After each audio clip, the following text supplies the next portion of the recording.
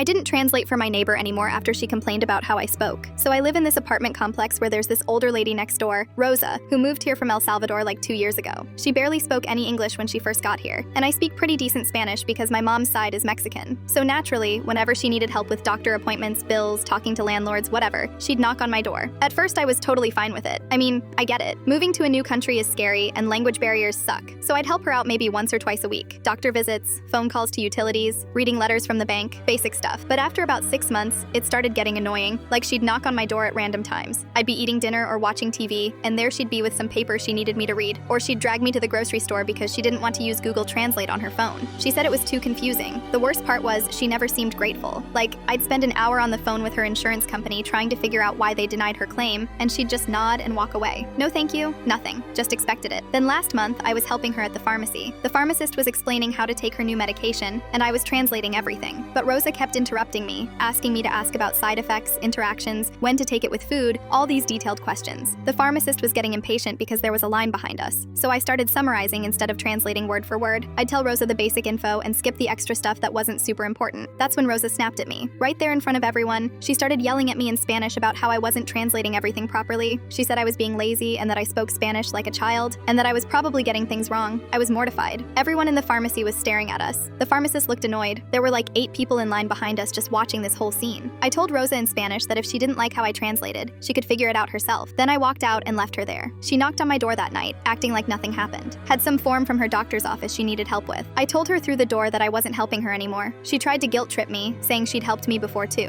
which was total BS. The only thing she'd ever done was give me tamales once, and even then she made it seem like I owed her something. For the next week, she kept trying. She'd catch me in the hallway with papers in her hand, or knock when she saw my lights on. I ignored her every time. Then things got interesting. Apparently Rosa had been telling other neighbors that I was mean and refused to help her. But what she didn't know was that Mrs. Kim from down the hall had been in the pharmacy that day and saw the whole thing. Mrs. Kim started telling everyone what actually happened. How Rosa was rude to me after I'd been helping her for months. How she embarrassed me in public after I was doing her a favor. Pretty soon, other neighbors started coming to me with their own Rosa stories. Turns out she'd been demanding help from other people too. She'd ask Mr. Smith to drive her places and then criticize his driving. She'd have Jessica from upstairs help her with online shopping and then complain that Jessica was taking too long. Everyone thought they were the only one dealing with it, but once we all started talking, we realized Rosa had been taking advantage of basically everyone in the building who was nice enough to help her. The building manager, Dave, even said Rosa had been complaining to him about neighbors not being neighborly enough. She wanted him to make some kind of rule about helping elderly residents. Dave thought it was weird, but didn't know the full story. After Mrs. Kim told him what happened at the pharmacy, Dave had a talk with Rosa about respecting people who help her. He basically told her that being neighbors doesn't mean everyone owes you free services. Now Rosa barely makes eye contact with me.